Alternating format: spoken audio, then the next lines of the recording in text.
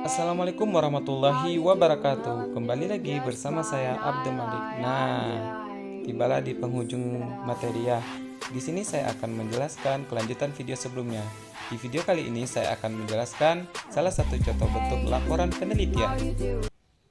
Nah, di sini topiknya kita akan menjelas yaitu tentang laporan penelitian. Nah, yang pertama, mengapa peneliti itu harus membuat laporan penelitian? Nah, yang pertama itu bukti bahwa sebuah penelitian itu benar-benar dilakukan. Sehingga dalam penelitian itu kita harus membuat laporan karena sebagai bukti bagi kita. Yang kedua, laporan penelitian itu yang telah dibuat akan dipublikasikan. Yang ketiga, semua hasil dari penelitian akan dicantumkan dalam laporan penelitian. Ingat, apapun yang kita teliti harus kita cantumkan dalam laporan penelitian. Itu tadi membuktikan bahwa kita benar melakukannya. Dan yang keempat, penyelesaian studi yang melaporkan sebuah penyidikan atau eksplorasi masalah untuk mengidentifikasi pertanyaan yang akan diselesaikan dan termasuk data yang dikumpulkan, dianalisis, dan ditranskripsikan oleh peneliti. Sehingga itulah mengapa kita sebagai peneliti harus membuat laporan penelitian. Selanjutnya, aturan penulisan dalam laporan penelitian.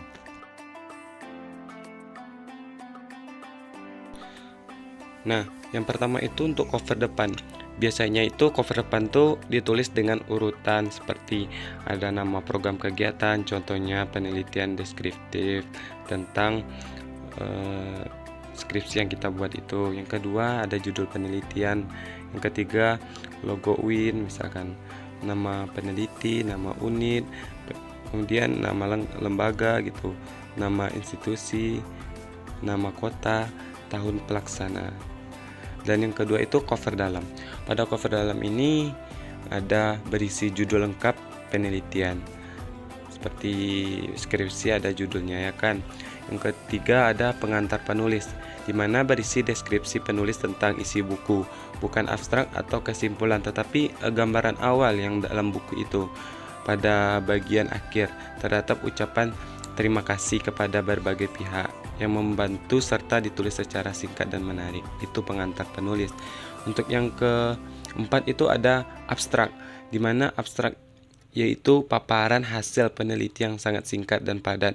Isinya terdiri dari latar belakang masalah, kemudian metodologi yang digunakan atau temuan penelitian.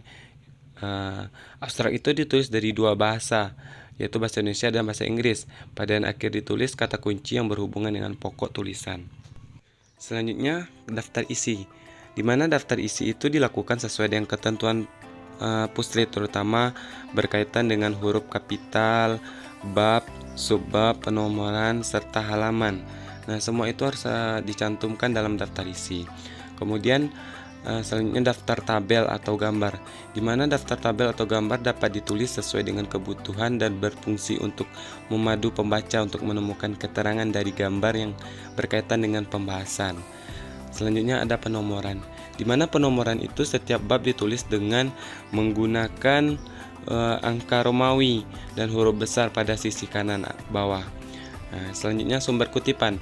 Penulisan kutipan dianjurkan menggunakan sistem footnote pada pembahasan atau pada bab, tetapi tidak menutup kemungkinan penulis menggunakan middle note atau interaksi. Nah, selanjutnya daftar pustaka. Ini dalam penulisan daftar pustaka menggunakan sistem Harvard Avast Style seperti yang sudah dijelaskan pada sebelumnya. Format laporan penelitian deskriptif. Nah, untuk format penelitian deskriptif untuk bab 1 pendahuluan itu adanya latar belakang masalah, identifikasi masalah, batasan masalah, rumusan masalah, tujuan penelitian, dan manfaat penelitian. Untuk bab 2-nya, kajian pustakanya terdiri dari seperti deskripsi teoritik. Biasanya di situ kita menjelaskan hakikat, misalkan hakikat kesehatan apa, kemudian ada penelitian yang relevan, dan ada kerangka berpikir. Nah, pada bab 3-nya atau metodologi penelitiannya terdiri dari desain penelitian, definisi operasional variabel penelitian, populasi penelitian, tahapan pengujian instrumen, teknik pengumpulan data, dan teknik analisis data. Nah, untuk pada bab 4, hasil penelitian dan pembahasan itu ada dua hasil penelitian dan pembahasan. Pada hasil penelitian itu ada deskripsi, lokasi, waktu, dan subjek penelitian. Yang kedua itu ada analisis data penelitian. Bab 5 itu terdiri dari kesimpulan dan saran. Ada kesimpulan, implikasi hasil penelitian, keterbatasan hasil penelitian, saran-saran, kemudian dilengkapi dengan setelah itu adanya daftar pusaka dan lampiran. Lampiran ini untuk bukti seperti kita telah melakukan penelitian. Nah, di sini ada contoh penelitian deskriptif yang mengikuti format tersebut. Nah, untuk judul penelitian di sini kami mengambil tentang tingkat pengetahuan tentang kesehatan pribadi siswa kelas atas SD Negeri 2 Sukawera, Kecamatan Patikaraja, Kabupaten Banyumas.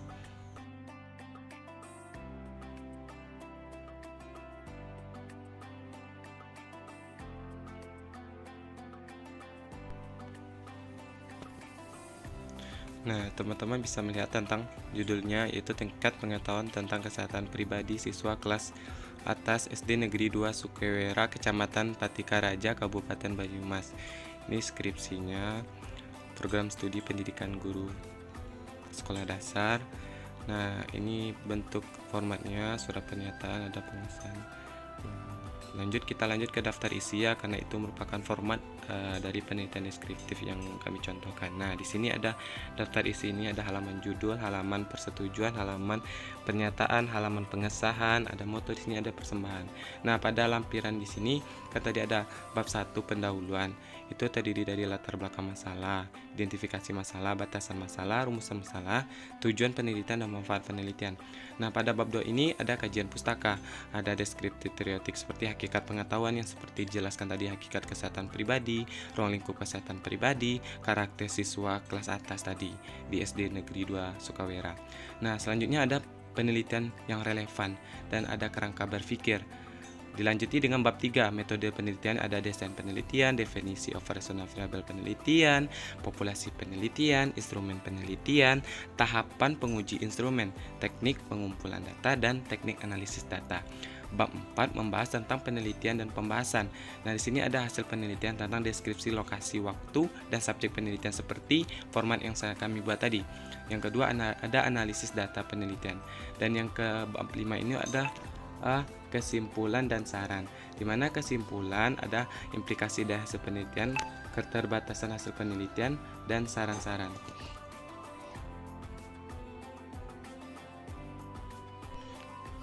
Untuk bahan penunjang dari penelitian deskriptif tersebut juga bisa kami lihat bahwa dari penelitian tersebut bahan penunjangnya yaitu, nah, untuk bahan penunjang atau bagian penunjang itu seperti kata pengantar sudah ada dalam skripsi. Yang kedua, daftar isi, daftar tabel, daftar gambar sudah ada di skripsi juga. Yang ketiga, adanya daftar pusaka juga ada. Dan keempat, lampiran. Dalam skripsi tersebut mungkin sudah lengkap bagian penunjangnya yang seperti tertera.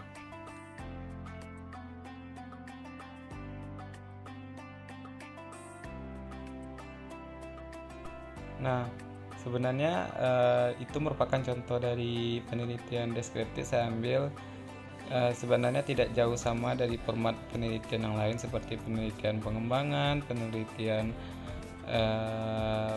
eksperimen, penelitian korelasi, penelitian PTK, deskriptif. Nah, mungkin itu beberapa contoh yang saya berikan untuk laporan penelitiannya.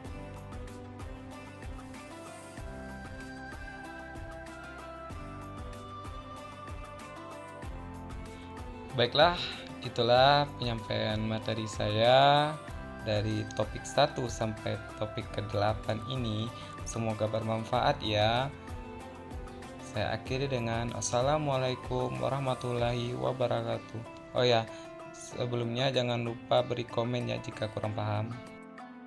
Serta jangan lupa kasih subscribe, like, dan share ya teman-teman, agar channel ini bermanfaat ya bagi kita semua. Oke, sampai jumpa.